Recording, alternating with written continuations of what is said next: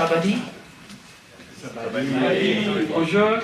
It's great to see everyone here. This is a very important conference. We know it falls on the 40th anniversary of the negative relationship that began between Vietnam and the country of Laos. We also know there's many other anniversaries on this important day. We're looking at the 70th anniversary of the UN Charter that was drafted in San Francisco. We're also looking at the importance of really the first decade of the new UN Human Rights Council. We're also looking at what you participated in January of this year, really starting in a way beginning the third cycle of the Universal Periodic Review, where Laos was reviewed. But we're also looking at some exciting things happening in 2015 that are quite historic and could be very important for the future of Laos, but for the entire planet.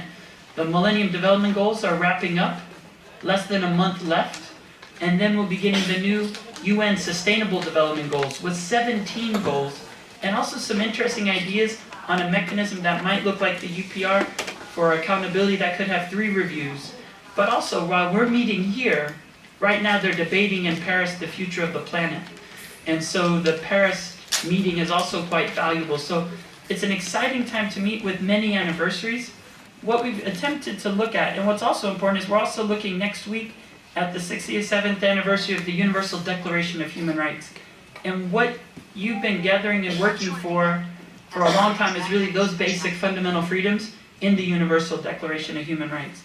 And so we have many speakers today, but I couldn't think of really a better one to begin today.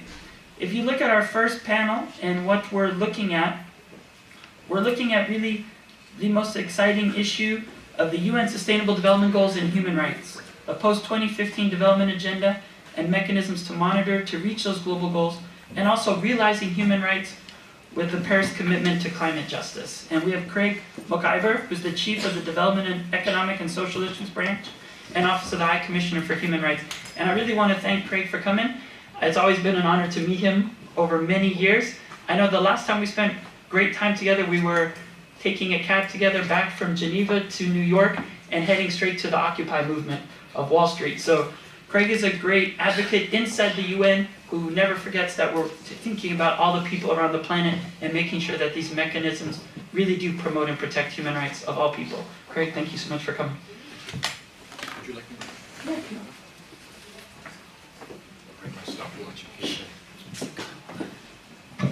Good morning. I have to say how impressed I am with Joshua's Laotian. It was only one word, but I was very impressed with that. So good morning to all of you. So Professor Cooper has asked me to try to zoom back a little bit to a global perspective and talk a little bit about how we got here and then some of these very significant events that are taking place this year in Geneva, in Paris, in New York, and around the world at the level of the international community. And I think for us, we normally think that we need to start in 1945 and think about what the world looked like in 1945. Essentially, in one word, the world was a mess. This was a world that was emerging from the Second World War with massive destruction on continents across the globe. It was a world where genocide was the order of the day, where much of the world was under colonial domination, where massive inequalities and poverty defined the lives of the majority of people living on the planet, and where economic depression was a recent memory for many as well.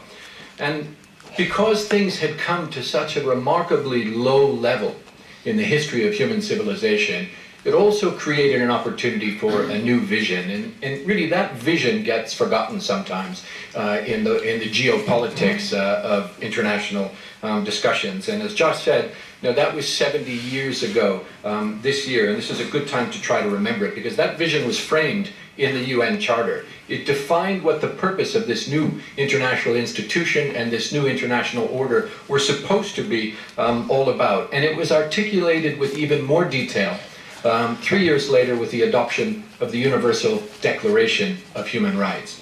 That document and those documents together essentially laid out this vision, that everyone, every human being is born free and equal in dignity and in rights, and that the role of governance at all levels, at the national level and at the international level, is essentially to assure freedom from fear and freedom from want for all people without discrimination. If you boil it all down, those complex documents of all those 70 years ago, it comes down to that every human being is entitled to freedom from fear and freedom from want for all people without discrimination. And you'll see as we go forward why I think that some of that vision has been lost. But at the time it was a really dramatic shift away from the dominant paradigm that defined governance at that time and that had prevailed always before. The problem is that even before the ink was dry on those documents, those elements were already being pulled apart by the force of geopolitics of the age. Because the Charter was an integrated document. It dealt with human rights and peace and security and economic, social, and progress and development in one document as a part of a whole. And the Universal Declaration of Human Rights was also an integrated document, where civil and political rights and economic and social rights were combined in a single vision of what human dignity was supposed to be all about. So, you put it together and what you see is this idea of human rights and human equality were supposed to be pursued in an integrated fashion, but the world wasn't going to allow that, because this was a world, after all, that was divided between the capitalist West and the socialist East and the developing South, all pushing for a more siloed approach that was really in direct contradiction to what the Charter said. So there we saw on the human rights side of this project, economic and social rights suddenly being pursued separately from civil and political rights, and all human rights themselves were to be pursued separately from peace and security, separately from development, separately from economic affairs. The problem is it doesn't work. The problem is that when you don't pay attention to those very basic rules of human rights, what you do in the name of peace and security, what you do in the name of development can actually hurt people, can actually damage their rights and undercut their dignity. So this idea of integration and interdependence that Josh was talking about when we were speaking earlier really was the fundamental challenge of fixing the international system that we saw and that we've been struggling around between, let's say, 1945, when these principles were adopted, and roughly the mid-1990s. 50 years this struggle continued. So just to give you a sample of that, approaches to peace and security were completely insulated from human rights. You couldn't raise human rights in the Security Council or in peacemaking initiatives. The idea was to get a deal. It didn't matter about justice, it didn't matter about the human rights of the people affected by the conflict, it didn't even matter how sustainable that peace agreement would be. Because there is no such thing as sustainable peace unless you attend to the underlying grievances of conflict, unless you attend to the human rights of the people who are affected, unless there's justice also for victims. And so too, development and economic and social affairs were pursued completely separate from and sometimes in contradiction to international human rights. And that was dangerous because it allowed global actors to pursue something that they called peace without justice. It allowed global actors and global institutions to pursue something they called development, when really what they were pursuing was economic growth or GDP, which often came with destructive consequences for the rights of people and for the environment itself. And the most important international development institutions in the name of development sometimes left a trail of destruction as a result. Destruction of the environment, destruction of whole indigenous communities, the exclusion of women from development. By ignoring human rights, they often did more harm than good in the name of development. And that's why this interdependence and this integration is so important. And all too often, it was even worse with the pursuit of something called security. Because when you separate the notion of human rights from the notion of security, you are suddenly confronted with a very difficult question, which is, whose security are we talking about? When you remove that idea of security from the idea of freedom from fear and freedom from want for people without discrimination, you end up with an archaic, old-fashioned notion of security that's basically state security. How do you protect the institutions of the state? Or how do you protect the powerful? That's the answer of whose security. That meant, as we have seen in countries around the world, that you could claim to be protecting security by using things like arbitrary arrest and detention, extrajudicial executions, torture, mass surveillance, and persecution of all kinds. And rather than those being seen as assaults on your security, they were put forward as a way of defending security. A bizarre concept if you look at it through a human rights lens, and it forces you to ask that question, whose security? So while the UN's human rights standards imposed obligations on countries to protect economic, social, and cultural rights from harm by private sector actors as well, to take steps to progressively realize those economic and social rights like health and education and housing and water and sanitation and so many others, and to fight against inequalities, the global economic, financial, trade, and intellectual property systems were doing exactly the opposite. They were insisting that human rights had no place in those institutions and in those processes, and in the process were doing significant damage to human rights. Clearly, this is not a sustainable approach.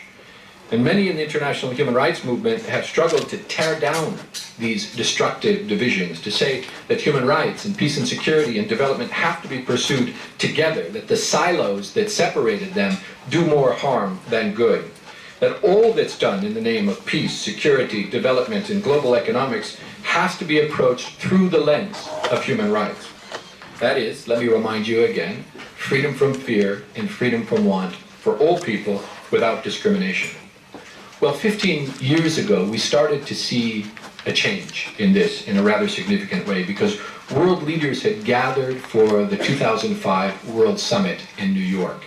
And they, in that process, explicitly declared their recognition of the interdependence between these pillars of peace and security, human rights and development, that were the three main purposes of the United Nations in its charter. But we have to brace ourselves for another disappointment, because the main product of that 2000, I have to go back one, the 2000 Millennium Summit, the main product of that was the MDGs. And the MDGs did not take an integrated, holistic approach to what we would consider development. They ignored inequalities, they ignored human rights, they ignored the whole sector of governance, democratic political participation, personal security, administration of justice, and all those things that are equally essential. So what a disappointment that was. And there was a move after that to try to see if we could get on track between the 2000 Millennium Summit and what was to come after. We missed the boat there, but there was something else underway. Because the global conferences of the 1990s, which really were developing doctrine in these areas, had already laid the groundwork to bring these linkages together. And as I started to mention, the 2005 World Summit, bring us up to 2005 now, actually did address all of those elements together. And it's interesting because when diplomats were approaching that conference, it originally was supposed to not do anything with human rights.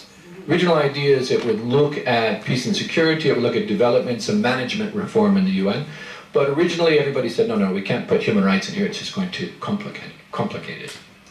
Because of the mobilization of civil society and voices from around the world, human rights was addressed in that summit.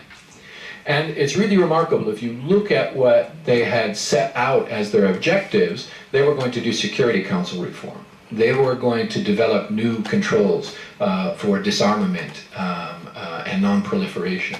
They were going to advance management reform. They were going to expedite, work around development in the MDGs. Objectively speaking, none of those were met. But the surprise in the 2005 summit was the amount of human rights attention that the outcome document provided. Because what it did was really historic. It ended up, first of all, having the first intergovernmental agreement around the responsibility to protect. This idea that where there are war crimes, crimes against humanity, ethnic cleansing, genocide, that the state has an obligation to protect people, and if it's unable or unwilling to do so, the international community also has responsibilities in this regard. It had the first intergovernmental mandate for the High Commissioner for Human Rights in the Security Council, making an explicit link between those two elements that had been so resisted up until that moment. It doubled the UN's human rights budget. That sounds bureaucratic, but I can tell you, normally conference documents are full of a lot of rhetoric, but nothing very concrete. And if you think that the UN has three principal purposes, peace and security, development, and human rights, you would guess that human rights gets a third of the budget. It just recently reached the 3% level. Governments don't always put their money where their mouth is when it comes to human rights. So that doubling of the budget in 2005 was very important. It gave the first intergovernmental mandate to integrate human rights into the way the system does development and peace and security and other areas. And importantly, as you're going to talk about during this day, it established the mandate for the new Human Rights Council as a stronger international human rights body than its predecessor. And that body now, 10 years old, we've learned a lot of lessons about what it can do, what it needs to do, and where else we need to go. And I think you'll be hearing that from the President of the Council as well. So that was an important milestone, and it led to the building of a kind of momentum that hadn't existed before on raising the place of human rights in the UN, but more broadly in the international system. Now the recent manifestation of all of this is the adoption of the 2030 Agenda this year, the Sustainable Development Goals and the 2030 Agenda. And what you may not know is that when this process started, the common wisdom is there will be no human rights in this new agenda. And we're going to approach development in a technocratic way, and we're not going to complicate it with human rights. But what they didn't realize then, those who were opposing this idea and insisting that it was impossible, was that process matters. You know, the MDGs were drafted by a half a dozen guys in a room in the UN Secretariat building in New York. And those MDGs, so disappointing to human rights activists because they included no human rights, were the product of that technocratic approach. But the SDGs were a part of a global, consultative, participatory process in which millions of people actually participated online and in direct consultations, in addition to civil society representatives, government representatives, experts, and others. And when you do that, when you democratize these discussions, whether it's on development or peace and security, it's the people who bring the human rights concerns into the debate. And so it is that for the first time in history, we've got an intergovernmentally agreed development agenda in the form of the SDGs, which is human rights based. And I can prove that to you by just pointing to a few elements of it. Because what emerged at the end of that battle was this comprehensive, integrated, really transformative and human rights based agenda in the SDGs that has a home for all human rights, not just a narrow set of socioeconomic indicators like the MDGs.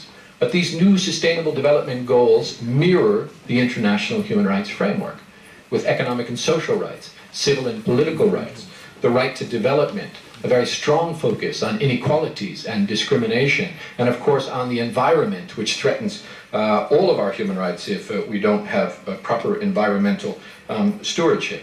And it also has the most explicit attention and the longest list of special groups for attention of any such document in the history of the modern international system. But even more importantly is a half a line in that document, which has never been before in an international development document, that says that the agenda must be implemented in a manner consistent with the obligations of states under international law, including their human rights obligations. So all of a sudden, this idea that you can pursue development while trampling on human rights is gone, with a half a line in an international document. And we, as defenders of human rights, have to make sure that we hold that line up and hold to account all actors in the public and the private sphere to make sure that what they do is in accordance with those standards. So it's the first ever intergovernmentally agreed rights-based development agenda, 17 goals mirroring the whole human rights framework, 169 measurable targets in there, and with the strongest ever emphasis as well on participation. This is not going to be something which is implemented by governments alone, but rather it is to be multi-stakeholder constituencies, including civil society and representatives of the most vulnerable groups and those groups that are most affected. That is really a new approach to these things. And it's bringing those silos that separated human rights and development crashing down in the international system. And it's also calling on advocates in development and in human rights and in all of these fields to really reposition the way we work to have new integrated approaches to these questions, and that's going to challenge, I think, all of us. Now, we have to also acknowledge, because as we're speaking, there is another silo that's resisting us, another one of these efforts to keep human rights out of the conversation. And that's at the COP21, the Global Conference on Climate Change, which is taking place just a train ride away from here in Paris right now. Because there what we're saying, first of all, while there is a massive mobilization of political will around this issue that we've never seen before, it's not yet up to the task. We know that the commitment to keep global warming below 2 degrees, let alone 1.5 degrees, which we think is a more reasonable target, we're far from meeting that with the commitments that have been made. We know that the mobilization of climate finance that will be necessary to make this happen, of 100 billion a year, that we're far away from getting commitments on that. And even as that's happening, the very good human rights language in the draft document is being resisted by very powerful delegations who want to delete the references to human rights in that document and go back to an old approach. So we have not yet torn down all the silos, but we're going to continue to try. We need to stay tuned and stay engaged in that conversation to make sure that human rights is included, because if we don't address climate change, and if we don't address climate change in a way that is respectful of our international human rights, the entire human rights agenda will essentially be irrelevant. This is an existential threat to all of us and an existential threat to all of our human rights. So let me close with this. Nothing is won yet. These are only the opening salvos, the first steps in the battle for human rights-based approaches and integration across the international agenda. And all of us who believe in human rights as the basis for work in all of these fields, development, peace and security, climate, and others, we need to continue to push for human rights-based approaches. And Josh asked me to close by identifying a few areas where human rights reforms have not yet taken hold in the international system, and where we need to fight for the next round of reform, the next wave of reform. So let me just mention a couple, only listing them, and leave the rest for your conversation. One is we have a lot to do to extend human rights into the economic sphere at the national and at the international level, and including in the private sector, not just corporate social responsibility where businesses try to do the right thing, but things with teeth, real accountability, real remedies for harms to human rights, to labor rights, and to the environment by private sector actors. We have a lot to do to finish reforming the international economic system in the field of trade, intellectual property, the international financial institutions, finance, tax cooperation, all of those things that happen without the level of global participation and without the human rights norms that can have the effect of undercutting human rights. For example, by preventing people from having access to the medicines that they need, which is a human right under international human rights law. So we need to get that done as well. We need to reform the one body of the UN system which is absolutely unreformed, the Security Council, most powerful body in the UN system, the only one with enforcement powers, still is largely unreformed, undemocratic, unbalanced, and unprotective of human rights. We also need to look at reforms of the UN's political appointments process. It is still the case that the Secretary General, Undersecretaries General, Assistant Secretary Generals are political appointees, appointed largely often for political reasons, and that needs to have a fresh look. We need to see what we can do to take the human rights mechanisms in Geneva, including the Human Rights Council, and get them plugged into the SDG and 2030 agenda monitoring and implementation process to make sure that the good outputs of these mechanisms are factored into that process as well. And we need to do the unfinished business of raising the level of the Human Rights Council. You know, the original idea of establishing the Human Rights Council was you've got three principal purposes of the UN: human rights, development, peace and security. You've got an Economic and Social Council, which is high and powerful. You've got a Security Council, which is high and powerful. But the Human Rights Council is a subsidiary body of the General Assembly. We need to not give up the original vision, which was to raise that to the same level as the other international bodies and make it a true council. And I think most importantly, we need to reform the modalities of participation in all international institutions and processes, including all UN and international financial and international trade institutions, because the SDGs and the 2030 agenda presume real free, active, and meaningful participation by people. And the mechanism, that's a 21st century idea of participation, but the mechanisms of these international institutions are 20th century mechanisms. They don't allow for that level of intimate participation, and we need to make sure that reform takes place. So there's a lot to do. Joshua, I think that's the reform agenda going forward. I'll stop there and say thank you very much.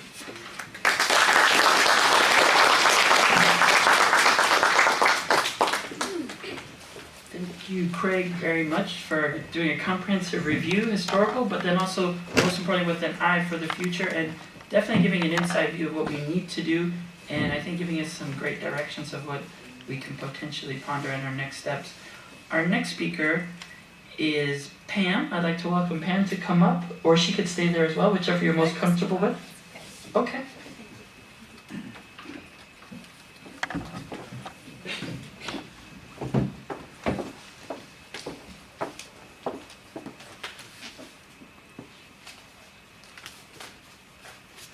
Thank you, Joshua. Thank you, Joshua. Thank you, Craig. And nice to know that you are Canadian. And now not anymore. Almost Canadian.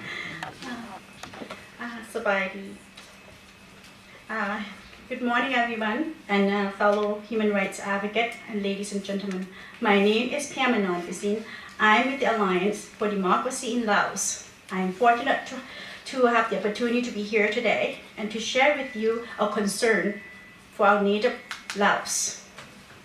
Speaking from the facts, it saddens me that the Lao PDR abandoned human rights. Since 1975, the past 40 years, PDR communist regime has stood in the way attaining Millennium Development Goals, MDG, and it will continue derail efforts to attain Sustainable Development Goals, SDG. While the jury is still out on the outcome of MDG, the evidence at the global level is that it did not turn out well in the case of Lao PDR.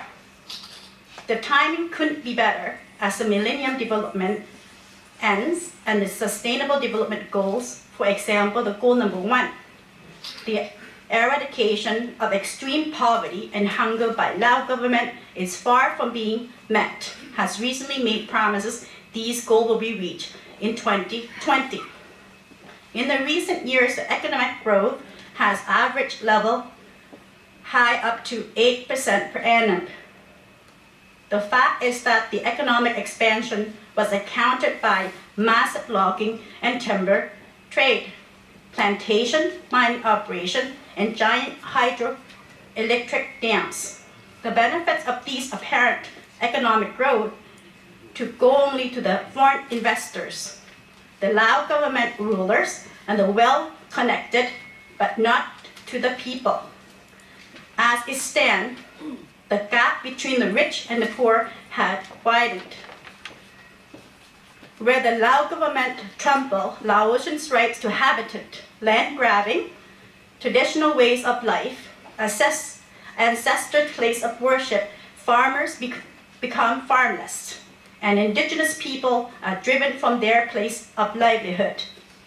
The MDG agenda has also failed to reach goal number 1 targets A and B. The proportion of people are less than $1.25 per day and the decent employment.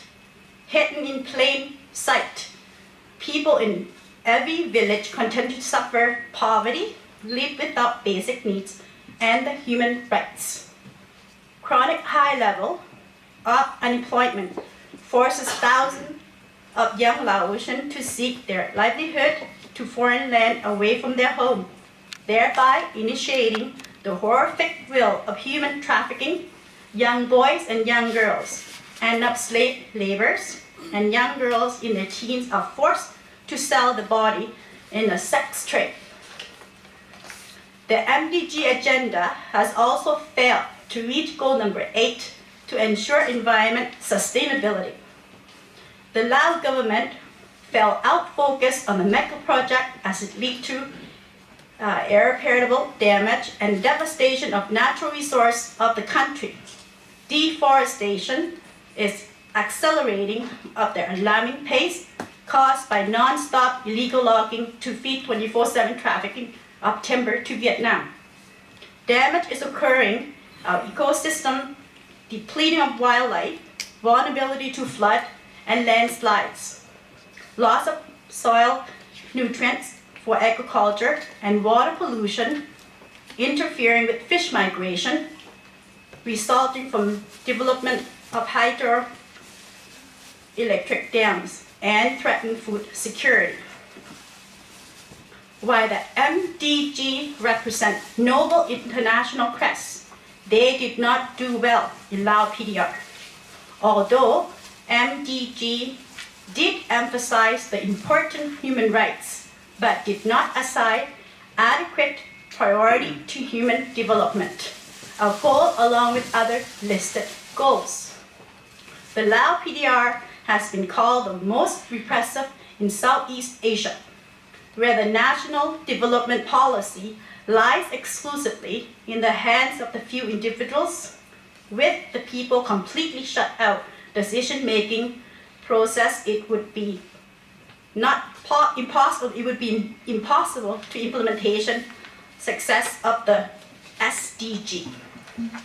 Here are some points which the panel might want to discuss to look recommendation to promote the achievement of SDG goals. In addition to components like economic development, political development, legal development, social development, environment development, and cultural development, SDG must incorporate human rights, including political, social, and economic rights. The relevant corresponding target should set for the human rights goals, incorporating indicators to be monitored and evaluated. The strategy development human rights should rely on United Nations with other instruments such as human rights treaty and conventions. Financing of human rights developed should allocate from ODA at some appropriate level. For example, 20% of total ODA.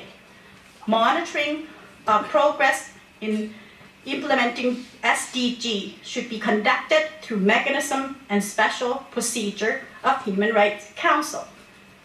Progress should be measurable, variable, and time-bound.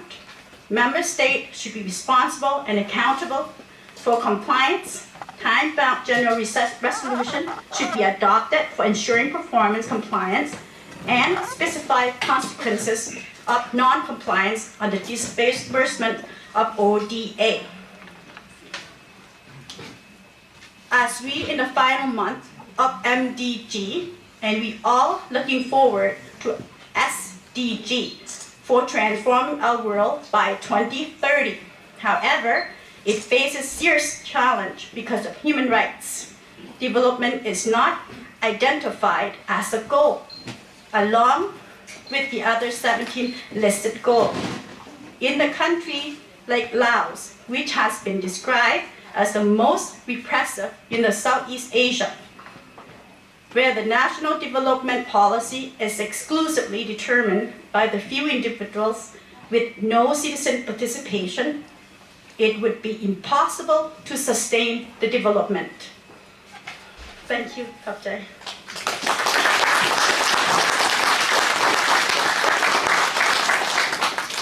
Okay, so we'll have a couple of minutes for questions. If we have a couple people have questions regarding the first two speakers, looking at the UN Sustainable Development Goals, as well as the important climate conference taking place in Paris now, rooted, of course, in the spirit of human rights that was in the UN Charter, and of course, the UDHR as well. There's any questions? We have one in the front, yes? Thank you. Sorry, it's on the microphone technical problem. Thank you, Craig, for coming and take time and explaining the changes at the UNs, from the human rights declarations which was established way back in 1974 and try to incorporate economic development and security, and the MDG and SDG that you spoke of. As you just heard that Pam just stated and raised concerning the issues particularly is happening in Laos. And Laos is a very unique government. It's not a democratic government, it's a single-party communist government. And how would I like you to explain how the modification, the adoptions, and all these procedures that would apply to alleviate or remedy the situation that Laotians are suffering that Pam just spoke of. Thank you. Maybe we'll take one more, if there's one more question. If not, we do have our next speakers here. So, okay, we'll just have that one question.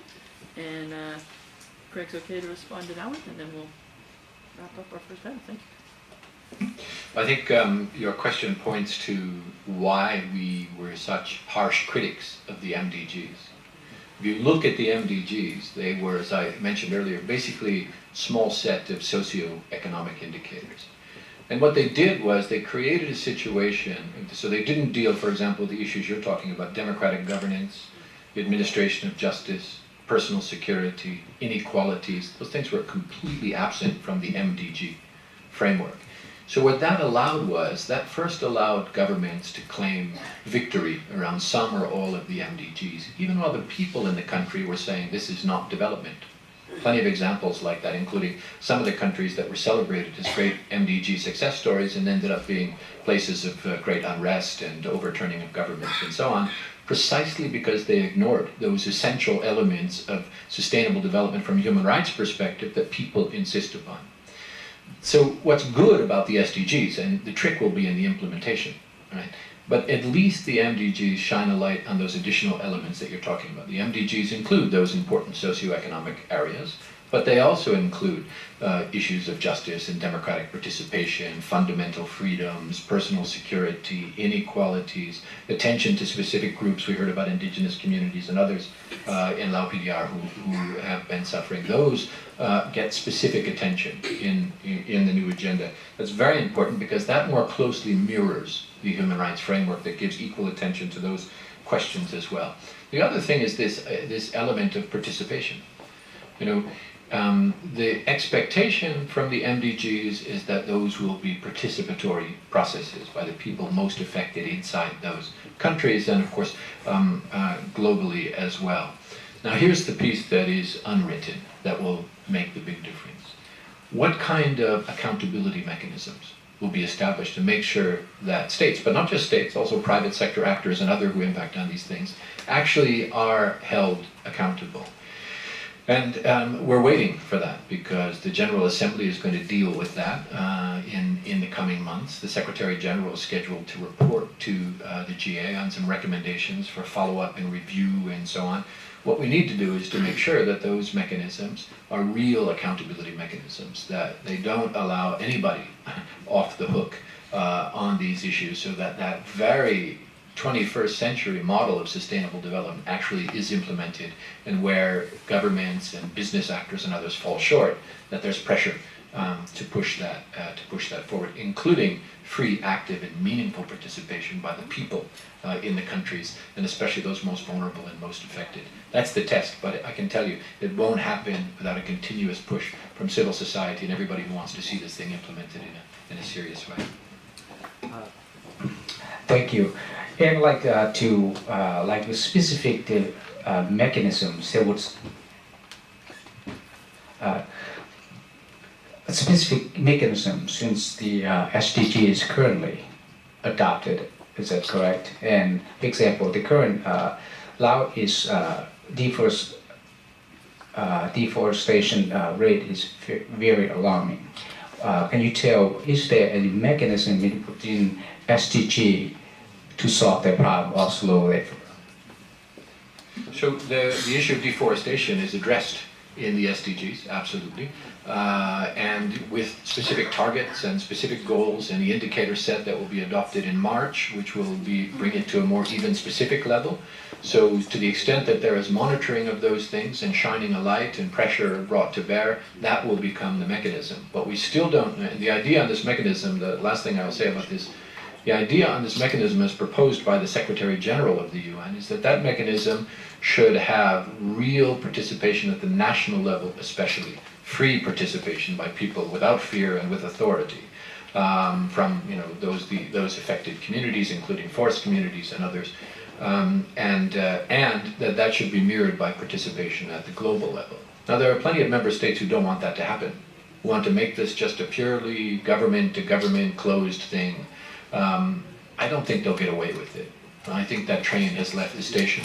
Josh has been very much involved, for example, in a lot of the parallel processes that civil society has established, shadow reporting under the treaty bodies, engagement with UPR processes in the Human Rights Council, and so on.